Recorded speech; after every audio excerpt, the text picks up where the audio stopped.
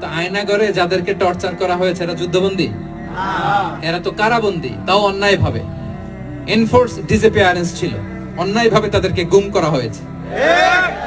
অন্যায় ভাবে বছরের পর বছর যাদেরকে এভাবে কষ্ট দেয়া হয়েছে, ফ্যামিলি থেকে দূরে রাখা হয়েছে, কিয়ামতের দিন তাদেরকে আল্লাহ জালেমের কাতারে দাঁড় করাবে। ইসলাম কারাবন্দীদের দূরের কথা, যুদ্ধবন্দীদের সাথে ভালো আচরণের কথা বলেছে। আল্লাহ বলেন ওয়ায়ুতঈমুনা আত-তাআমা আলা হুব্বিহি মিসকিনান ওয়া ইয়াতীমান ওয়া আসীরা। বিশ্বাসীরা গরিব দুঃখীদের যেমনি খাবার খাওয়ায়, যুদ্ধবন্দীদেরও খাবার খাওয়ায়। যুদ্ধবন্দীদেরও খাবার খাওয়ায়। এবং বিষ্ণু বলেছেন ইস্তাউসু বিল উসারা খায়রা, যুদ্ধবন্দীদের সাথে তোমরা ভালো আচরণ করো। বদরের যুদ্ধে 70 জন বন্দী হয়ে আসলো। বিষ্ণুনবী 70 জনকে সাহাবাদের মধ্যে ভাগ করে দিলেন, বললেন তোমরা খারাপটা খাবে, বন্দীদেরকে ভালোটা খাওয়াবে।